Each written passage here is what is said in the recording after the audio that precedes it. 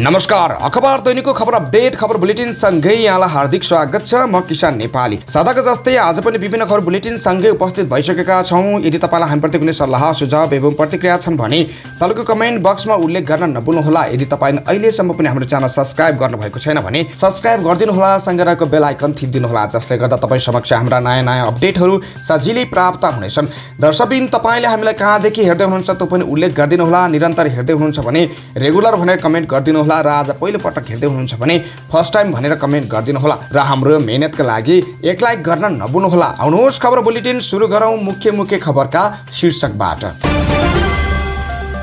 सुन तस्करी प्रकरणमा दावत छिरिङले निमा तामाङको नाममा नागरिकता लिएको पुष्टि। समाजवादी मोर्चाले घोषणा गरे कर्णाली प्रदेश समन्वय समिति। भेटभित्र सुन ल्याउने समूह बल्ल छानबिनमा राहुललाई 60 दिनसम्म हिरासतमा राखेर अनुसन्धान हुन सक्ने। मनसुन अवधिमा बाढी पहिरो र चट्याङबाट 73 जनाको ज्यान गयो। दक्षिण अफ्रिकाको जोहानेसबर्गमा एक भवनमा आग लागि कम्तीमा 63 जनाको ज्यान गयो। प्रधानमन्त्रीको चीन भ्रमणमा बिजुलीका आधा दर्जन एजेन्डा। 60 किलो सुनमा जोडियो क्रिप्टो करेन्सी। अमेरिकालाई सिरिया इरानको चेतावनी, हाम्रो सिमानामा सुन्ने बल खडा नगर्नु। नेपालको चुच्चे नक्सा नस्वीकारेको भन्दै बालेनले गरे चीन भ्रमण रद्द। एमालेमा युटर्न भएका किरणलाई संसदीय समितिको सभापति उपहार। चिकित्सा शिक्षा आयोगको उपाध्यक्षमा 9 जनाको आवेदन। जुटको उत्पादन बढे पनि मूल्यमा गिरावट। लोकतन्त्रमा मात्रै सबै धर्म र संस्कृतिले समान अवसर पाउँछन्, सभापति देउवाको तर्क। सगरमाथामा प्याराग्लाइडिङ गरेका चिनिया नागरिकलाई सम्मान। कैलालीमा बन्दुक, गोली र बारुद सहित 4 जना पक्राउ। पुलचोक इन्जिनियरिङ कलेजको नेभी संघ इकाइ सभापतिबाट राजीनामा दिएको चपगाईको घोषणा। दाङको राप्ती अस्पतालमा ज्येष्ठ नागरिकका लागि निःशुल्क एम्बुलेन्स सेवा सञ्चालनमा। भक्तपुरमा बैंकको एटिएम मेसिन फुटाउने युवक पक्राउ। जासपामा एक व्यक्ति एक पद र एक समितिको व्यवस्था लागू हुने। काठमाडौँ नगरपालिकामा भोलि सार्वजनिक विदा। मनसुन निस्के तत्काल झरी र बाढी पहिरोको जोखिम छैन। मलेसियालाई पराजित गर्दै नेपालको सुखद सुरुवात र एसिया कपको दोस्रो खेलका लागि श्रीलङ्का पुग्यो नेपाली टोली। अब समाचार विस्तारमा। सुन तस्करी प्रकरणमा पक्राउ परेका तिब्बती मुलुकका बेल्जियमका नागरिक दावत छिरिङले काभ्रेपलाञ्चोक जिल्ला प्रशासन कार्यालयबाट निमा तामाङको नाममा नागरिकता लिएको पुष्टि भएको छ। गृह मन्त्रालयका अनुसार उनले काभ्रेपलाञ्चोकको नवबुद्ध नगरपालिका 11 का पेमा तामाङको छोरा भनेर नागरिकता लिएको गृह मन्त्रालयले जनाएको छानबिन टोलीले पुष्टि गरेको छ। गृह मन्त्रालयका प्रवक्ता नारायण प्रसाद भट्टराईका अनुसार यो विषयमा छानबिन गर्न गएको साउन 22 गते गृह मन्त्रालयको नागरिकता तथा राष्ट्रिय परिचय पत्र व्यवस्थापन शाखा उपसचिव कृष्ण बहादुर कटुवालको संयोजकत्वमा 5 सदस्यीय छानबिन समिति गठन गरिएको थियो। समितिमा गृह मन्त्रालयको कानुनी शाखा अधिकृत प्रमोद विक, काभ्रेपलाञ्चोकका प्रहरी नायब उपरीक्षक ढुड्डीराज न्यौपाने, अध्यागमन विभागका अधिकृत खेमराज सापकोटा र जिल्ला प्रशासन कार्यालय काभ्रेका प्रशासकीय अधिकृत मिनराज थापा हुनुहुन्थ्यो। समितिले 2 हप्ता लगाएर गरेको अनुसन्धानमा उनले नेपालबाट नागरिकता लिएको पुष्टि भएको हो। उनी नेपालमा बेल्जियमको नागरिकका रूपमा पर्यटक भिसामा आएको अवस्थामा पक्राउ परेका थिए। उनले नेपाली नागरिकता लिएको पाइएपछि तथ्य पुष्टि गर्न अनुसन्धान टोली गठन गरिएको थियो। यो नागरिकताको यकिन गर्न गरिएको अनुसन्धानमा उनले कृत्य गरेर नेपाली नागरिकता लिएको पुष्टि भएको छानबिन समितिका एक सदस्यले जानकारी दिनुभयो। उहाँले भन्नुभयो, निमा लामोको नामबाट नागरिकता लिएको पुष्टि भयो। अनुसन्धानमा उनको सिआइबी अध्यागमन विभागमा भएको बायोमेट्रिक र हिरासतमा भेटेर लिएको बायोमेट्रिक मिलेकाले उनकै नागरिकता भएको पुष्टि गरेका छौं। समितिले बनाएको प्रतिवेदन मन्त्रालयलाई बुझाइसकेको छ। थप अपराध अनुसन्धान भने सिआइबीले नै हेर्ने गरी सिफारिस गरिएको पनि समितिले जनाएको छ। समाजवादी मोर्चा नेपालले कर्णाली प्रदेश समन्वय समितिको घोषणा गरेको छ। प्रदेश राजधानी वीरेन्द्रनगरमा बिहिबार आयोजित सन्देश सभामा मोर्चाले समन्वय समितिको घोषणा गरेको हो। समितिमा समाजवादी मोर्चामा आबद्ध दलको सिफारिसमा 3 जना सदस्य रहेका छन्, जसमा नेकपा माओवादी केन्द्रबाट प्रदेश अध्यक्ष विमल केसी, कृष्ण बहादुर जेसी र दिनेश चाँधरा रहेका छन्। त्यस्तै नेकपा एकीकृत समाजवादीबाट पार्टीका उपमहासचिव समेत रहेका प्रकाश जावला, प्रदेश अध्यक्ष अमर बहादुर थापा र ठगेन्द्र पुरी सदस्य रहेका छन्। नेकपाको तर्फबाट विराट सिंह, पौरक सिंह र सभ्यता सिंह तथा जासपाबाट देवीराज न्यौपाने, गगन बहादुर सारू र सन्तोष विकास सदस्य रहेका छन्। समाजवादी मोर्चाको कर्णाली प्रदेशको सन्देश सभामा प्रधानमन्त्री पुष्पकमल दाहाल प्रचण्ड, एकीकृत समाजवादीका अध्यक्ष माधव कुमार नेपाल, नेकपा महासचिव नेत्र विक्रम चन्द्र विप्लव लगायतका नेताहरू सहभागी छन्। विद्युतीय सिगरेट भेप मार्फत भएको 9 किलो सुन तस्करी प्रकरणमा तस्कर समूह विरुद्धको अनुसन्धान सुरु भएको छ। त्रिभुवन अन्तर्राष्ट्रिय विमानस्थल भन्सार कार्यालयको गोदामबाट चोरिएको सुनबारे अदालतमा मुद्दा दायर भएको झन्डै 2 महिनापछि केन्द्रीय अनुसन्धान ब्युरो सिआइबीले तस्करीमा संलग्न समूहमाथि अनुसन्धान थालेको हो। दोस्रो चरणको अनुसन्धानका क्रममा प्रहरीले बुधबार पूर्व सभामुख एवं माओवादी नेता कृष्णबहादुर मोहराका छोरा राहुल मोहरालाई पक्राउ गरेको छ। उनलाई पक्राउ गरेर संगठित अपराध र अवैध सुन चोरी पौराठीको कसुरमा 5 दिन हिरासतमा राखेर अनुसन्धान गर्न अदालतबाट अनुमति लिएको सिआइबीका एसएसपी नवराज अधिकारीले बताएका छन्। 2 महिना अघि आपराधिक विश्वासघात र संगठित अपराधमा सुन चोरी गर्ने समूह विरुद्ध मात्रै मुद्दा दायर भएको थियो। राहुलको पक्राउसँगै सुन ल्याउने समूह विरुद्ध अनुसन्धान गर्न सिआइबीले 60 दिन समय पाएको छ। यस अनुसन्धान अधिकृत भन्छन् यो अवधिमा सुन ल्याउने चिनिया नागरिक बारे पनि अनुसन्धान हुनेछ। देशमा यस वर्ष मनसुन अवधि जेठ 31 देखि भदौ 8 सम्म बाढी पहिरो र चट्याङबाट 73 जनाको ज्यान गएको छ। मनसुन अवधिमा 102 जना घाइते भएका छन् भने 20 जना बेपत्ता छन्। राष्ट्रिय विपद जोखिम न्यूनीकरण व्यवस्थापन प्राधिकरणका कार्यकारी प्रमुख अनिल पोखरेलका अनुसार मनसुन अवधिमा देशका 135 ठाउँमा बाढी, 429 ठाउँमा पहिरो तथा 83 वटा चट्याङका घटना भएका छन्। विपदका घटनामध्ये बाढीमा परि 12 जनाको ज्यान गयो, 7 जना घाइते भए भने 21 जना बेपत्ता भए। यस्तै पहिरोमा परि 37 जनाले ज्यान गुमाए, 40 जना घाइते र 9 जना बेपत्ता भएको कार्यकारी प्रमुख पोखरेलले बताउनुभयो। भारी वर्षाका कारण 2 जनाको ज्यान गयो भने चट्याङबाट 21 जनाको ज्यान गयो, 43 जना घाइते भए। यस वर्षको बाढी पहिरोबाट 326.83 मेगावाट क्षमताका निर्माणाधीन 17 वटा सञ्चालनमा रहेका 132.75 क्षमताका 13 जलविद्युत आयोजनामा क्षति पुगेको छ। यसबाट झन्डै 8 अर्ब 50 करोड रुपियाँ क्षति पुगेको अनुमान गरिएको छ। मनसुन अवधिमा भएका बाढी पहिरोका घटनाबाट देशमा 29 राजमार्ग, 250 ठाउँमा 40 करोड रुपियाँ बराबरको भौतिक पूर्वाधारमा क्षति पुगेको तथ्याङ्क छ। मनसुन अवधिमा भएका बाढी पहिरोका घटनाबाट 15 अर्ब रुपियाँ भन्दा बढीको भौतिक पूर्वाधारका सम्पत्तिको क्षति भएको कार्यकारी प्रमुख पोखरेलले बताउनुभयो। देशका विभिन्न ठाउँमा 4 मोटरवेल पुल र 22 झोलुङ्गे पुल बगाउँदा करिब 41 करोड रुपियाँको क्षति हुन पुगेको छ। बाढी पहिरोका घटनाबाट 28 वटा खानेपानी आयोजनामा क्षति हुँदा 9 करोड रुपियाँ बराबरको नोक्सान भएको प्राधिकरणको अनुमान छ। दक्षिण अफ्रिकाको सबैभन्दा ठुलो सहर जोहानेसबर्गको एक भवनमा भएको आगलागीमा कम्तीमा 63 जनाको ज्यान गएको छ। जोहानेसबर्गको एक 5 तले भवनमा आगलागी हुँदा 63 जनाको ज्यान गएको र 50 जना भन्दा धेरै घाइते भएको बीबीसीले जनाएको छ। ज्यान गुमाउनेमा केही अग्नि नियन्त्रक पनि रहेका छन्। कयौं व्यक्ति अझै भवनभित्र फँसेको आशंकामा खोजी भइरहेको छ। जोहानेसबर्ग आपतकालीन व्यवस्थापन सेवाका प्रवक्ता रोबर्ट मुलाउजीले आफ्नो 12 वर्षीय जागिरको सिलसिलामा यस्तो भयंकर आगलागी कहिले नदेखेको बताएका छन्। केही समय अघिसम्म शहरको प्रमुख आर्थिक एवं व्यापारिक केन्द्रमा रहेको भवनमा घरबार विहीन स्थानीय जबरजस्ती बसेको बताइएको छ। आफ्ना सरसामान जोगाउने प्रयासमा केहीले ज्यान नै गुमाएको जनाएको छ।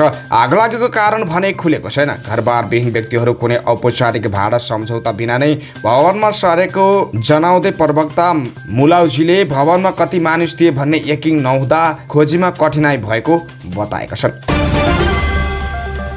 प्रधानमन्त्री पुष्पकमल दाहाल प्रचण्डको 5 असोजदेखि सुरु हुने चीन भ्रमणमा बिजुलीका एजेन्डाहरूले प्राथमिकता पाउने भएका छन्। प्रधानमन्त्री तथा मन्त्री परिषदको कार्यालय स्रोतका अनुसार चीनसँग विद्युत व्यापार थालनी गर्ने प्रारम्भिक समझदारी गर्ने र विद्युत व्यापारको पूर्वाधार निर्माणलाई गति दिने विषयमा प्रधानमन्त्रीको भ्रमण केन्द्रित हुनेछ। भारतले चिनिया लगानी र चिनिया ठेकदारले काम गरेका आयोजनाको बिजुली नकिनेकाले चीनतर्फ पनि बिजुली व्यापारको बाटो खुल्न प्रधानमन्त्रीको भ्रमणका बेला तयारी गरिएको हो। विद्युतमा चिनिया लगानी र प्रविधि नेपालका लागि अत्यावश्यक हो।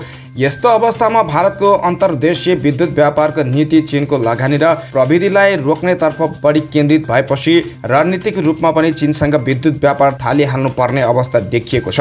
प्रधानमन्त्री कार्यालय स्रोतले भन्यो। उनले अगाडि भने चीनबाट प्रधानमन्त्रीले उत्तरी छिमेकी पनि नेपालको बिजुली किन्न इच्छुक छ भन्ने सन्देश दिनुहुन्छ। गत 27 जेठदेखि 4 दिनसम्म भएको प्रधानमन्त्री प्रचण्डको भारत भ्रमणका क्रममा नेपाल र भारत बीच 10 वर्षमा 10,000 मेगावाट बिजुली किन्ने गरी विद्युत व्यापारको दीर्घकालीन सम्झौता भएको थियो। तर नेपालले यस वर्ष प्रस्ताव गरेका करिब 1000 मेगावाट बराबरका आयोजनालाई समेत भारतले निर्यात अनुमति दिएको छैन। 452 मेगावाट बराबरका आयोजनाबाट उत्पादित बिजुलीलाई मात्र निर्यात अनुमति दिएकाले विद्युत प्राधिकरणले यो वर्षमा खपत हुन नसकेको 100 मेगावाट बिजुली खेर फालिरहेको छ। त्यसैले अब उत्तरी छिमेकीसँग पनि विद्युत व्यापार गर्ने योजनामा सरकार पुगेको छ। त्यसका लागि प्रधानमन्त्रीको भ्रमण हुँदा पहल गर्न थालिएको हो। जलविद्युतमा लगानी र व्यापारमा दुवै छिमेकीको सन्तुलित अवस्था कायम गर्न यो भ्रमणले बढी जोड दिनेछ, स्रोतले भन्यो। 60 किलो सुन तस्करी प्रकरणमा नेपालमा अवैध भर्चुअल मुद्रा क्रिप्टोकरेन्सीको कारोबार पनि जोडिएको छ। तस्कर समूहले सुनको पेमेन्टका लागि क्रिप्टोकरेन्सीमा कारोबार गर्ने गरेको अनुसन्धानका क्रममा खुलेको केन्द्रीय अनुसन्धान ब्युरो CIB का एक अधिकृतले बताएका छन्। केही पैसा हुन्डेबाट पनि गएको देखिन्छ भने ठूलो रकम क्रिप्टो मार्फत कारोबार भएको पाइएको छ। अनुसन्धानमा संलग्न एक अधिकृतले भने यो विषयमा विस्तृत अनुसन्धान भइरहेको छ। स्रोतका अनुसार सुन तस्करी प्रकरणमा क्रिप्टो जोडिएपछि CIB सुन प्रकरणको अनुसन्धान समितिमा CIB का डिजिटल फरेन्सिस प्रमुख SSP M धामीलाई पनि अनुसन्धानमा खटाइएको छ। स्रोतका अनुसार क्रिप्टोकरेन्सी सम्बन्धी अनुसन्धानको विज्ञका रूपमा उनलाई अनुसन्धानमा जोडिएको हो। हालसम्म अनुसन्धानबाट खुलेका तथ्यहरू हेर्दा तस्करीमा संलग्न यी गिरोह सोचेभन्दा निकै धेरै सङ्गठित देखियो। अनुसन्धानमा संलग्न एक अधिकृत भन्छन्, हालसम्म CIB ले हेरेका सङ्गठित अपराधका केसहरूमध्ये यसमा सबैभन्दा धेरै अत्याधुनिक प्रविधि प्रयोग भएको देखिएको छ। सुन प्रकरणमा अहिलेसम्म प्रहरीले 25 जना व्यक्तिलाई पक्राउ गरेको छ। तीमध्ये 6 जना विदेशी नागरिक छन्। यसमा हालसम्म चिनिया नागरिकको मुख्य भूमिका देखिएको छ भने नेपाली मूलका बेल्जियम नागरिक दावा छिरिङले सुनको व्यवस्थापन गर्ने गरेको हुन सक्ने आधारहरू देखिएको CIB का अनुसन्धान अधिकृतहरू बताउँछन्। सिरियाली विदेश मन्त्री फैसल मेगदाद र उनका इरानी समकक्षी हुसेन अमीर अब्दुल्लाहियानले सिरिया र इराकको सिमानामा सैन्य बल निर्माण नगर्न अमेरिकालाई चेतावनी दिएका छन्। बुधबार बसेको संयुक्त बैठक आफूहरूको सिमाना क्षेत्रमा सैन्य बल निर्माण नगर्न अमेरिकालाई चेतावनी दिएका हुन्। सिरियाको राजधानी दमिश्कमा आयोजित एक सम्मेलनमा दुवै देशका मन्त्रीहरूले उत्तर पूर्वी सिरियाली प्रान्त हासाकाबाट अमेरिकाको नजिक दक्षिण पूर्वी क्षेत्रसम्म सिरिया इराक सिमानामा सैन्य बल र सम्बन्ध विद्रोही समूहहरू अमेरिकाले जम्मा गरेको प्रति चिन्ता व्यक्त गरेका छन्। त्यस्तै इराकी विदेश मन्त्री अमीर अब्दुल्लाहियानले अमेरिकाले यो क्षेत्रमा हानि नोक्सान नपुर्याउन आग्रह गरे। उनले अमेरिकी सेनालाई सो क्षेत्रबाट फर्किन चेतावनी दिनुभयो। अमेरिकाले यो कदम अन्तर्राष्ट्रिय कानुन अनुसारको नभएको बताएका छन्। सिरियाली विपक्षी कार्यकर्ताहरूले हालै मात्र दिएको रिपोर्टमा संयुक्त राज्य अमेरिकाका सिरिया इराक सीमा क्षेत्रमा इरानी प्रभाव रोक्नका लागि नयाँ योजना बनाएर अघि बढेको बताइएको छ।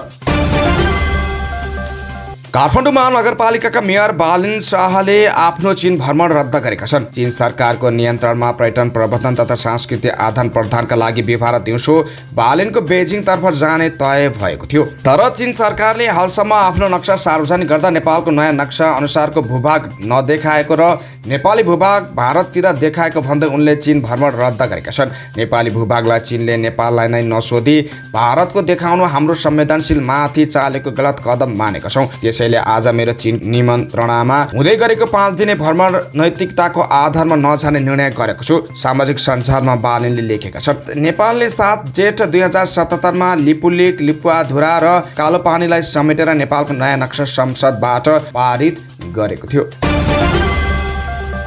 प्रतिनिधि सभाका 11 सदस्यीय समिति मध्ये प्रमुख प्रतिपक्ष नेकपा एमालेका भागमा सार्वजनिक लेखा समिति र महिला तथा सामाजिक समिति पर्यो। लेखा समितिको सभापति ऋषिकेश पोखरेल बने भने महिला तथा सामाजिक समिति सभापति किरण कुमार शाह बनेका छन्। महिला तथा सामाजिक समितिको सभापति बनेका किरण रौतहट क्षेत्र नम्बर 2 बाट स्वतन्त्र जितेका प्रतिनिधि सभा सदस्य हुन्। जसपासँग चुनावी गठबन्धन हुँदा रौतहट क्षेत्र नम्बर 2 जसपाको भागमा पर्यो भने अन्य 3 वटा क्षेत्र एमालेको भागमा। त्यही बेला प्रभु शाहले एमालेबाट विद्रोह गरे। एमालेबाट टिकट खोसिएको भन्दै किरणले पनि प्रभुसँगै पार्टीबाट विद्रोह गरे। प्रभुको स्वतन्त्र प्यानलबाटै उनले स्वतन्त्र उम्मेदवारी दर्ता गराएका थिए। प्रभु शाहले क्षेत्र नम्बर 3 मा उम्मेदवारी दर्ता गराएका थिए। पछि 5 दलीय गठबन्धनले प्रभु शाहलाई नै सघाउने निर्णय गर्यो। तर किरण चुनाव लडेको क्षेत्रमा सत्ता गठबन्धन घटक नेपाली काङ्ग्रेसबाट फिरदोस आलम उम्मेदवार बने। प्रभु शाहले गठबन्धनको सहयोग लिएको तर आफूलाई नसघाएर काङ्ग्रेस उम्मेदवार उम्मेद्वार फिरदोसलाई जिताउन षड्यन्त्र गरेको भन्दै किरण बिच्किएका थिए। हामीबीच स्वतन्त्र उम्मेद्वारलाई चुनावमा एकअर्कालाई समन्वय गरी सघाउने जित्ने र जिताउने सहमति भएको थियो। तर चुनावको 4 दिन अघि उहाँले काङ्ग्रेस उम्मेद्वार फिरदोस दाई जिताउने प्रतिबद्धता र मलाई हराउने षड्यन्त्र गर्नुभयो। त्यसपछि म आफ्नो ढङ्गले अघि बढेँ, किरण भन्छन्। चुनावको 2 दिन अघि उनलाई जासपाका उम्मेद्वार शैलेन्द्र शाहले समर्थन गर्ने घोषणा गरेका थिए। फलस्वरूप उनी 32,842 मत प्राप्त गरी स्वतन्त्रबाट निर्वाचित भए। उनका निकटतम प्रतिद्वन्दी नेपाली काङ्ग्रेसका उम्मेद्वार फिरदोस आलम 28,248 मत पाएर पराजित भएका थिए। चिकित्सा शिक्षा आयोगको उपाध्यक्षका लागि 9 जना आवेदन परेको छ। अध्यक्षका लागि आवेदन दिएका 9 जना उम्मेद्वारहरूको प्रस्तुतीकरण र अन्तर्वार्ता भदौ 17 र 18 गते हुने भएको छ। उपाध्यक्ष पदमा नियुक्तिका लागि नाम सिफारिस गर्न गठित सिफारिस समितिले प्रस्तुतीकरण एवं अन्तर्वार्ताका लागि सूचना प्रकाशित गरेको हो। आयोगका वर्तमान उपाध्यक्ष प्राज्ञ डाक्टर कृष्णहरि गिरीले कार्यकाल दोहोऱ्याउन चाहेका छन्। त्यस्तै प्राज्ञ डाक्टर सङ्गीता सिंह भण्डारी, प्राज्ञ डाक्टर सुमन कुमार श्रेष्ठ र डाक्टर प्रवीण मिश्र, प्राज्ञ डाक्टर पीयूष दाहाल र प्राज्ञ डाक्टर विधानिधि पौडेलले पनि उपाध्यक्षका लागि उम्मेदवारी निवेदन दिएका छन्। आयोगको उपाध्यक्षका लागि डाक्टर प्रमोद कुमार यादव, डाक्टर अञ्जनी कुमार झा र प्रोफेसर डाक्टर प्राज्ञ डाक्टर मनेन प्रसाद गोर्खालले पनि आवेदन दिएका थिए। उपाध्यक्ष पदमा नियुक्तिका लागि नाम सिफारिस गर्न सिफारिस समितिले दरखास्त स्वीकृत भएका उम्मेद्वारको व्यावसायिक कार्ययोजना सहितको सोचपत्र प्रस्तुत गर्न मिति र समय सहितको सूचना प्रकाशित गरेको छ। उम्मेद्वारहरूले सोचपत्रको प्रस्तुतीकरण भदौ 15 गते 3 बजेदेखि समितिको सचिवालय शिक्षा विज्ञान तथा प्रविधि मन्त्रालय सिंहदरबारमा पेश गर्न भनिएको छ। पूर्वी तराई क्षेत्रमा पछिल्लो समय जुटको उत्पादन बढ्दै गएको छ। उत्पादन बढेपछि जुटको मूल्यमा भने गिरावट आएको छ। आर्थिक वर्ष 2078-79 मा मोरङका 7,351.50 मेट्रिक टन जुट उत्पादन भएको थियो। अब 2079-80 मा 7,409.50 मेट्रिक टन जुट उत्पादन भएको थियो। विगतका वर्षमा भन्दा यस वर्ष उत्पादन बढेको कृषि ज्ञान केन्द्र विराटनगरका प्रमुख रामदेव सिंहले बताएका छन्। मोरङमा विगतका वर्षमा प्रति हेक्टर 1.45 मेट्रिक टन जुट उत्पादन भएको तथ्याङ्क छ। यस वर्ष उत्पादन बढेर प्रति हेक्टर 1.50 मेट्रिक टन पुग्ने प्रमुख सिंह बताउँछन्। अब 2078-79 मा जुटको मूल्य प्रति क्विन्टल रु 11,000 थियो। गत आवामा जुटको मूल्य प्रति क्विन्टल 9,000 थियो भने यस वर्ष घटेर जुटको मूल्य प्रति क्विन्टल 8,300 पुगेको ज्ञान केन्द्रले जनाएको छ। कोशी प्रदेशमा 6,962 हेक्टर जमिनमा जुट खेती गरिन्छ। गत वर्ष सो जमिनमा 9,915.50 मेट्रिक टन जुट उत्पादन भएको प्रमुख सिंहले बताएको छन्। प्रदेशभित्र अन्य जिल्लाको तुलनामा झापा, मोरङ र सुनसरीमा जुटको खेती बढी गर्ने गरिएको छ। ज्ञान केन्द्रका अनुसार मोरङमा 17 पालिका मध्ये धनपाल, जहदा, ग्रामथान, काने पोखरी गाउँपालिका र सुनवर्षी, रतुवा माई र रङ्गेली नगरपालिकामा जुट खेती गर्ने गरिएको छ। जुट खेतीको मुख्य समस्या खाडल रहेकोले गत वर्ष मोरङका 30 किसान परिवारलाई जुट प्रबन्धन कार्यक्रम अन्तर्गत रु 20,000 का दरले खाडल खन्न सहयोग गरिएको कार्यालयले जनाएको छ। मोरङमा 5,070 हेक्टर जमिनमा जुट खेती गरिँदै आएको छ।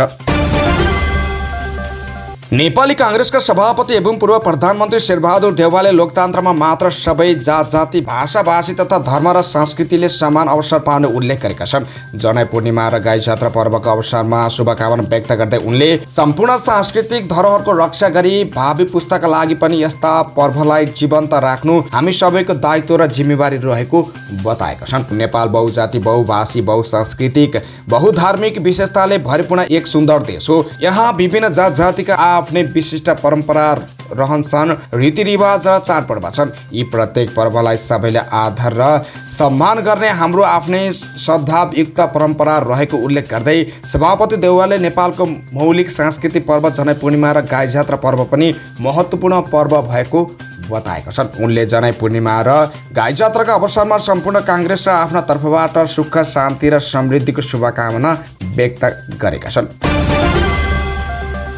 विश्वको सर्वोच्च शिखर सगरमाथाको 8000 मिटर उचाइबाट प्याराग्लाइडिङ गरेका चिनिया नागरिक ली सान्टायोलाई सम्मान गरिएको छ। बाबु एडभेन्चर प्याराग्लाइडिङ 7 समिट टेक्स प्राली र नेपाल बिग माउन्टेन ट्राभल कम्पनीले उनलाई बुधबार सम्मान गरेको हो। चिनिया नागरिक सन्टाओले गत मे 18 तारिकमा सगरमाथाको 8000 मिटर उचाइदेखि बेस क्याम्पसम्म प्याराग्लाइडिङ गरेका थिए। सम्मान कार्यक्रममा संस्कृति पर्यटन तथा नागरिक उड्डयन मन्त्रालयका सहसचिव बुद्धिसागर लामिछानेले नेपालमा हिमालको शिरबाट प्याराग्लाइडिङ गर्नु पर्यटक क्षेत्रका लागि नयाँ सम्भावना भएको बताएका छन्। नेपाल पर्यटन क्षेत्रको अथाह सम्भावना भएको मुलुक हो। हामीसँग भएको पर्यटकीय क्षेत्रलाई विश्वमाझ पुर्याएर यस क्षेत्रबाट विदेशी मुद्रा आर्जनमा लाग्नुपर्छ उनले भने।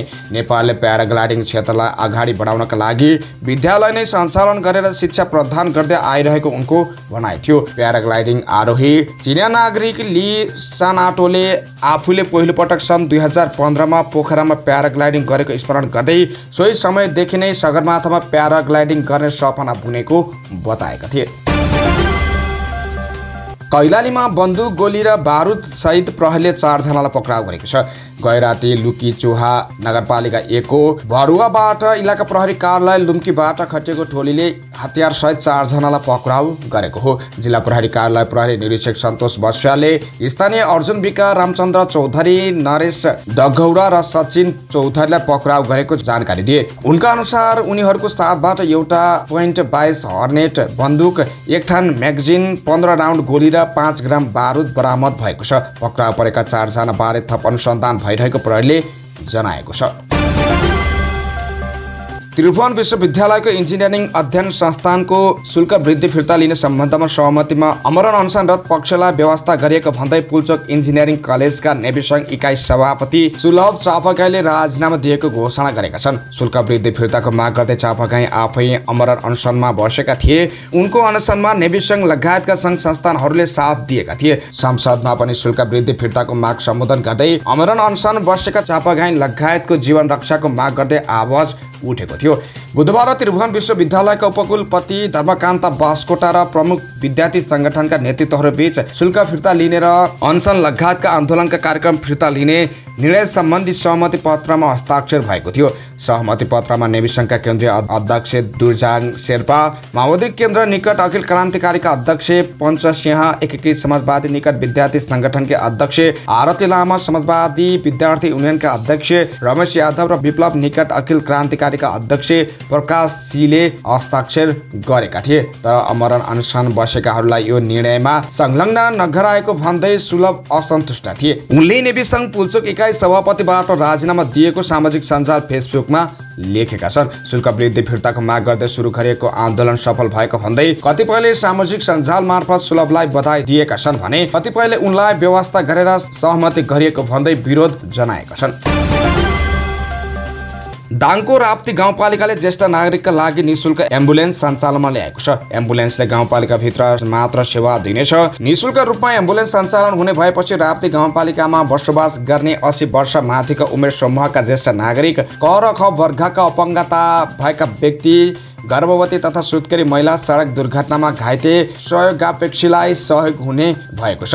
पहिले पनि गर्भवती र सुत्केरीलाई निशुल्क सेवा प्रदान गर्दै आएकोमा अबदेखि ज्येष्ठ नागरिकलाई निशुल्क एम्बुलेन्स सेवा दिन लागि राप्ती गाउँपालिकाका स्वास्थ्य शाखा प्रमुख नारायण रावतले जानकारी दिनुभएको छ। गाउँपालिकाका अध्यक्ष प्रकाश विष्टका अनुसार यो एम्बुलेन्सले सहयोगापेक्षीलाई उपचारका लागि पालिकाभित्र रहेका सरकारी स्वास्थ्य संस्थानसम्म निशुल्क पुर्याउनेछ।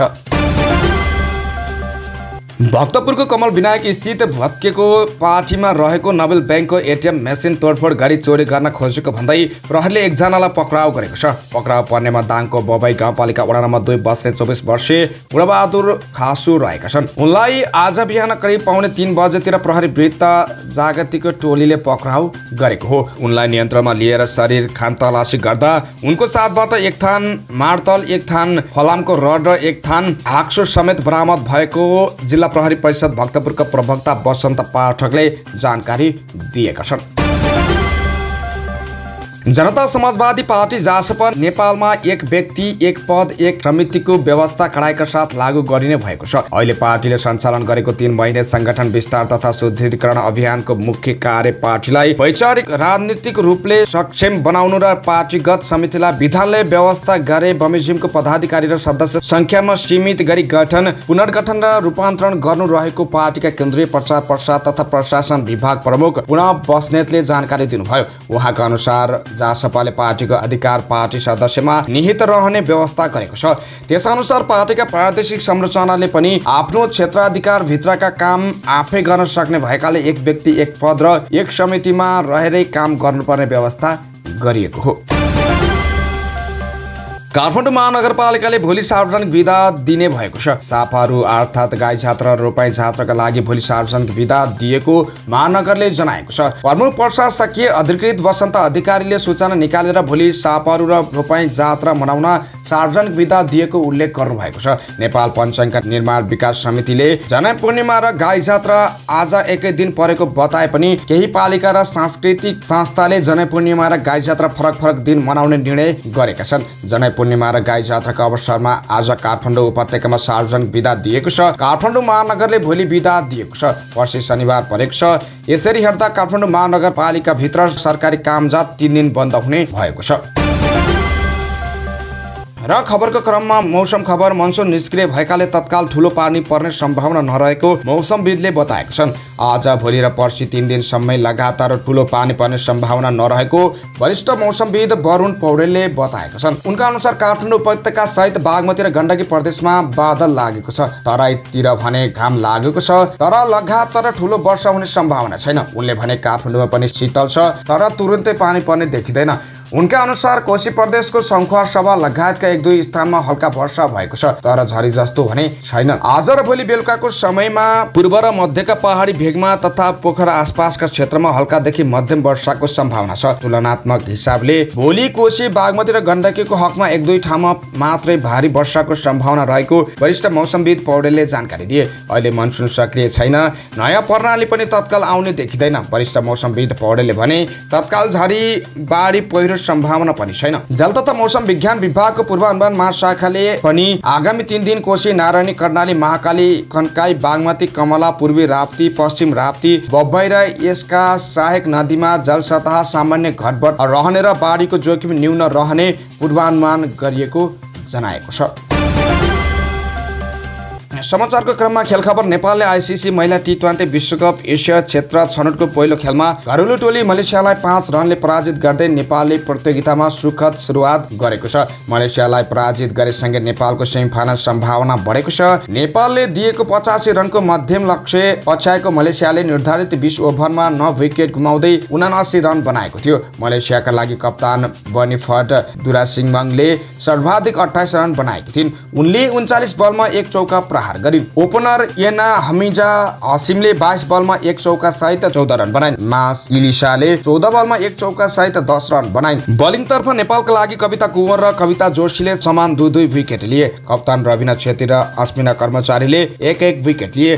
बायोमास ओभरमा टस हारेर पहिलो ब्याटिङ गरेको नेपालले निर्धारित 20 ओभरमा 6 विकेट गुमाउँदै 84 रन बनाएको थियो। नेपालका लागि सीताराम मगरले 54 बलमा 1 चौका सहित सर्वाधिक 38 रन अभिजित रहिन्। सुरुवाती 3 बलमै 3 विकेट गुमाउँदै निकै खराब सुरुवात गरेको अवस्थामा सीताले परिपक्व प्रदर्शन गर्दै नेपालको सास जोगाएकी हुन्। 6औं विकेटका लागि सीता र अफसरी बेगमले 51 रनको महत्त्वपूर्ण साझेदारी गरेका थिए। अफसरी बेगम 38 बलमा 1 चौका सहित 17 रनमा आउट भइन्। पहिलो बलमै ओपनर काजोल श्रेष्ठ एना हमिजाको बलमा मास एलिसाबाट क्याच आउट भइन्। लगत्तै अर्को बलमा सम्झना खड्का बोल्ड आउट हुन पुगेकी थिइन्। तेस्रो बलमा इन्दु वर्मा रन आउट हुन पुगेकी थिइन्। चौथो ओभरको पहिलो बलमा मोहिराम इस्मालले पूजा महतोलाई 5 रनमा बोल्ड आउट गरिन्। कप्तान रुबिना छेत्री बेलबासे 13 बलमा 2 चौका सहित 12 रनमा आउट भइन्। मलेसियाकी एना हमिजा 4 ओभरमा 1 मेडन सहित 14 रन खर्चेर 2 विकेट लिइन्। महिला इजाती एलिसा र निक नुरले 1-1 विकेट लिए। नेपालले दोस्रो खेल शुक्रबार ब्राइनसँग खेल्नेछ। त्यस्तै एसिया कप 2023 का लागि नेपाली क्रिकेट टोली श्रीलङ्का पुगेको छ। बुधबारदेखि सुरु भएको एसिया कपमा आफ्नो दोस्रो खेलका लागि नेपाली टोली श्रीलङ्का पुगेको हो। पाकिस्तानमा बुधबार भएको पहिलो खेलमा नेपाली टिम पाकिस्तानसँग फराकिलो अङ्कले पराजित भएको थियो। नेपाली टोलीलाई श्रीलङ्का क्रिकेटले स्वागत गरेको छ। दोस्रो खेल नेपालले यही भदौ 18 गते श्रीलङ्कामा भारतसँग खेल्नेछ। हवस् त यिनै खबरसँगै आजलाई अखबार दैनिक सकियो। स्वस्थ ताजा अनि निष्पक्ष समाचारको लागि हाम्रो च्यानल सब्स्क्राइब गर्न नभुल्नुहोला। बिदा हुन्छौँ, नमस्कार।